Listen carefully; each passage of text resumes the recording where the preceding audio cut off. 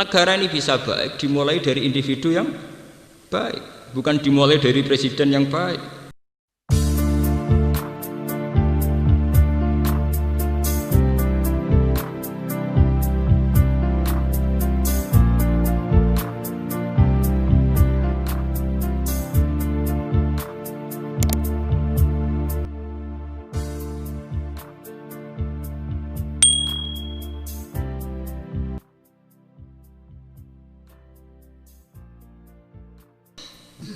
Wonten malih cerita Uwais Al-Qarni.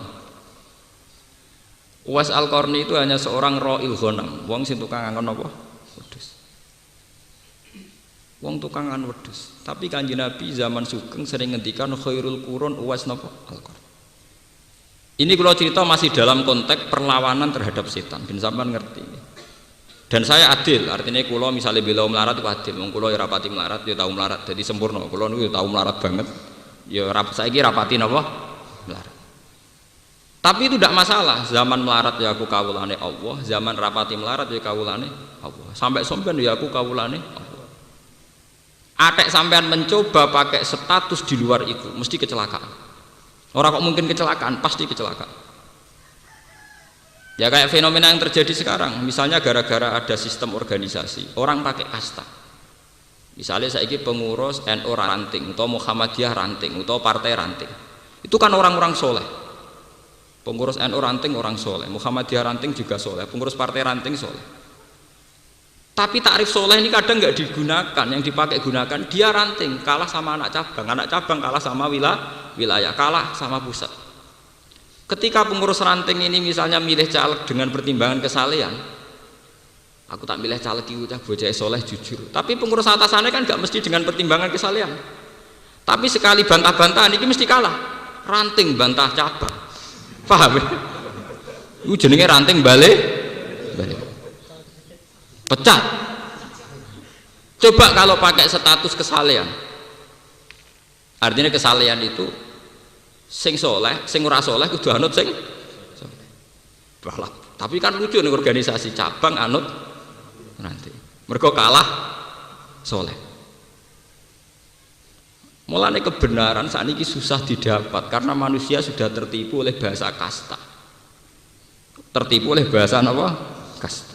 Padahal kita sebagai muslim, hal-hal kayak itu harusnya sebuah struktur modern saja. Ada ranting, anak cabang, wilayah, pusat itu hanya struktur apa? Modern.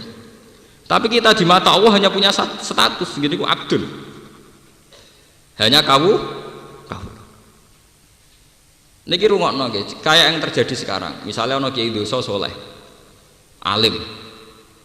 Dia berpolemik dengan kiai sing keceluk kiai besar atau kiai pusat. Orang tuh tidak mikir polemiknya itu benar mana, temanya apa, itu tidak mikir gitu.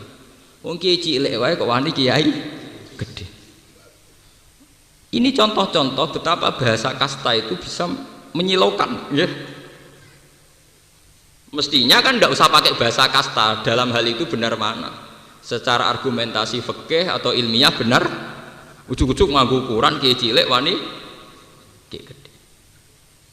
Sebab itu kalau balik cerita Uwais Al-Qarni ini betapa hebatnya didikane Rasulullah. Kanjeng Nabi niku mpun pirsa, mpun ngangge alamat gaib mpun pirsa nak Sayyidina Umar calon Amirul Mukminin. Niku amen dipeseni ya Umar, kowe sampeyan nak ketemu Uwais Al-Qarni jaluk donga. Jaluk napa? Donga. Umar kan penasaran. Ana wong sing sampai aku kon njaluk. Nabi zaman sugeng sering muji napa khairul qurun Uwais napa Al-Qarni. Era Abu Bakar mboten menangi, era Umar menangi. Terjare Umar, ya Rasulullah bagaimana saya cara kenal dia? Oh ngene, bocah iku tau kena penyakit baros. Terus donga mbek pangeran diilangi illa mau dirham kecuali gedene sak dirham. Fi katifil aisar ning gone iki. Ning gone pundak sing kiwa. Swajahe ngene-ngene wae disifati mbek Nabi. Nabi mboten menangi lho.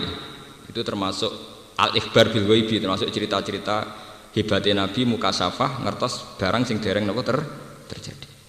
Walhasil era Umar tiap ana tamu dibukai kambine, kepengin wong sing alamate kayak Uwais napa Al-Qarni.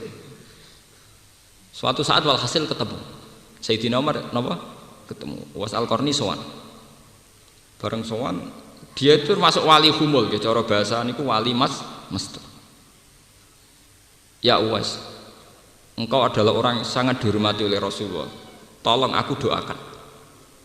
Jare Uwais Al-Qarni, bagaimana mungkin ya Amirul Mukminin saya mendoakan engkau? Engkau adalah Amirul Mukminin. Uwais Al-Qarni moh tenan. Akhirnya dipeksa mbek Nabi. Dipeksa mbek Sayyidina Umar nggih. Iki sing ngutus Nabi. Lagi kersa. Mergo imtisalan bi amri napa? Rasulullah sallallahu alaihi wasallam. Akhirnya Uwais Al-Qarni. Lho sing perlu natijah teng mriki niku mboten masalah napa-napane. Kenapa ini saya ceritakan saat ngaji ini? Memang saya sengaja biar orang itu tidak silau dengan bahasa kasta. Kowe iso parek pangeran banget lewat jalur kaya Uwais Al-Qarni. Meskipun kita ya iso parek pangeran banget lewat jalur kaya Umar bin Khattab. Tapi dengan sedikit keangkuhan kita yang kita semai, maka kita hanya bayang wong soleh itu nak jadi presiden, jadi wakil presiden. Go sekali sedekah BLT sa Indonesia kesedekahan kabeh. Padahal mau bagi tok raweke. Paham ya? Artinya dengan ingat cerita-cerita kayak ini, kita itu iso pede urip. Gusti kula ora iso dadi kiai gedhe iso kaya Uwais Al-Qarni. Kula ora dadi wong terkenal iso parek jenengan kaya Rabi'ah Adawiyah. Lah yang jadi bupati, gubernur, presiden, pengurus PBNU, PP Muhammadiyah juga cara berpikir gitu. Benar saya secara struktural kasanya tinggi, instruksi saya lebih meluas. Tapi kan tidak jaminan saya lebih afdol ketimbang orang yang kayak Uwais Al-Qarni, yang kayak Rabi'ah Adawiyah. Dengan demikian terjadi keseimbangan antara orang yang besar tidak sok paling soleh, paling penting, dan yang kecil bukan terus dempes malah hasut malah drengki. Wis kere drengki hasut. Akhirnya sing kere di dosa hasut drengki, sing gede di dosa sombong. Menang setan. Setan menang total. Kok sing gede iso digodha liwat sombong angkuh, sing cilik iso digodha liwat drengki mbek putus asa. Harusnya dengan cerita-cerita kayak gini peluang kita untuk jadi orang soleh itu mudah sekali. Kalau sering cerita tentang bojo kula, Dek, umpama suatu saat masyarakat itu gak seneng aku, salah paham mbek aku, nanti aku ditinggal, aku ora susah. Umpama bener senengku saiki wis 10. Terus krungu kabar jamaahku Bojonegoro bubar, wong sing seneng aku bubar. Iku senengku nganti saiki ya ora kurang sitok ya. Ya tetep 10. Mergo bubare wong, bubare makhluk. Iku ora tau penting. Kecuali pangeran bubar ra sida dadi pangeran. Lha iku lagi napa susah. Wah, anggere sing bubar cek makhluk-makhluk itu aku ora ngarah. Kita harus melatih diri begitu. Dan itu saya latih betul. Secara fisik juga saya latih.